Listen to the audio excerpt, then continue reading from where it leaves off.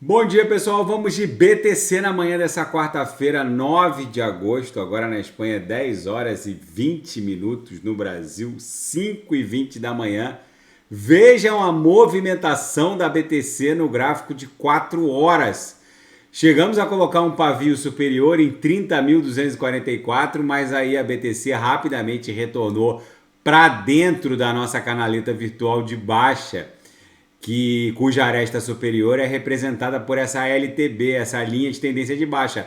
Mas, na verdade, a gente sabe que essa canaleta virtual de baixa aqui, na verdade, é uma bandeira de alta. Como a gente visitou essa área de extrema sobrecompra, a BTC acabou retornando para baixo da LTB, que é a aresta superior dessa canaleta, deve provavelmente protagonizar uma figura triangularizada, para depois estressar os cumes da nossa bandeira, que estão entre 31 e 31.804. No diário, o gráfico ficou bonito. Na verdade, a BTC sentiu a resistência imposta pela linha superior da nuvem no diário. A próxima parada da BTC provavelmente é o patamar entre 31.000 e 31.804, com a possibilidade de, rompendo 31.804, explodir em direção a 36 mil dólares. No 6 horas, a BTC travou exatamente no patamar da VWAP mensal do mês 7, que obviamente está na memória do mercado, impôs essa resistência. Batemos exatamente em 30.200 e chegou a bater 30.244. A VWAP mensal do mês passado, do mês 7, estava em 30.250. A gente chegou a bater 30.244. A quantidade de ordens de venda nesse patamar acabou fazendo a BTC recuar. Mas na próxima tentativa, a gente já vai pegar um book extremamente carcomido, rarefeito. As principais ordens de venda já foram consumidas. No intraday, a BTC está um reloginho. Daqui a pouco eu vou ofertar os sinais na sala de sinais. Está desenhando a chamada reguinha, que na verdade é um silêncio que precede um grande esporro. Isso aqui, quando acontece, é porque vem um amplo movimento, muito provavelmente impulsivo. Na seara fática, o Fed agora lança um novo programa para monitorar atividades criptográficas das instituições financeiras bancárias.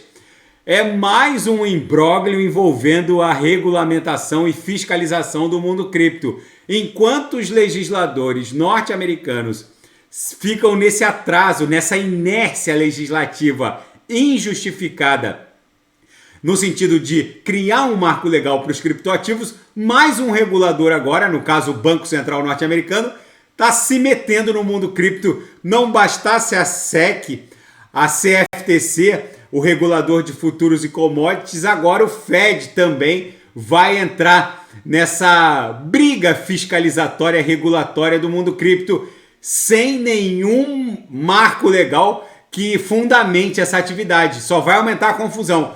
E um ex-executivo da FTX, o Ryan Salame, em conversação com os promotores norte-americanos para eventualmente testemunhar contra o infame fundador da FTX, o Sam Bankman-Fried, que poderia ficar em maus lençóis se esse Ryan, que foi o diretor jurídico responsável pela um dos membros da diretoria da FTX, ele conhece muito sobre os meandros e toda aquela articulação que a FTX criou para justamente fazer uso dos recursos dos clientes. E agora, se ele fizer um acordo com a promotoria norte-americana, o Sam Bankman-Fried pode eventualmente ficar ainda mais numa situação ainda mais periclitante perante os órgãos de repressão criminais norte-americanos. E a ETH, a rede Ethereum, bate um recorde de 100 milhões de public addresses ativos dentro da rede Ethereum. Gente, a ETH vai crescendo exponencialmente, apesar da cotação da Ethereum tá ali travada e não conseguir passar de 2 mil dólares por ETH, por Ether. O fato é que a rede segue se expandindo agora com a criação da stablecoin da PayPal na rede Ethereum. Isso só vai pressionar a criação de mais public addresses na rede. E na seara geopolítica e finanças internacionais, a China entra oficialmente em deflação. Gente, a deflação chinesa só vai criar mais dificuldades para uma eventual recuperação daquela economia. Ontem saíram dados alarmantes no sentido de uma forte desaceleração por parte da economia chinesa, e agora essa deflação do yuan só vai dificultar uma eventual retomada da economia chinesa. E depois da desastrosa visita de Victoria Nuland, a vice-secretária de Estado norte-americana, ao Níger, que se encontrou com a junta militar golpista, agora foi a vez do Antony Blinken, o titular da pasta, acusar o grupo Wagner de se aproveitar da instabilidade do Níger para galgar influência e emprestar apoio a uma junta militar que, segundo os Estados Unidos, não gozam de legitimidade perante a comunidade internacional. O fato é que, com certeza, tem um braço do Kremlin nessa aproximação do grupo Wagner com a junta militar golpista do Níger. Eu já reportei aqui ontem, o Níger é um grande produtor de urânio, a Europa precisa do urânio para poder abastecer as suas termonucleares para esse inverno que está chegando. A Europa está sem o gás natural do Nord Stream 1, que foi alvo de sabotagem. Não há o Nord Stream 2, cuja construção foi interrompida. Não há o petróleo russo, que está embargado. Eles dependem fortemente do urânio. E nesse cenário, a Europa vai retomando uma matriz energética do século passado, que estava morta e enterrada, que é o carvão mineral, cuja mineração é altamente poluente.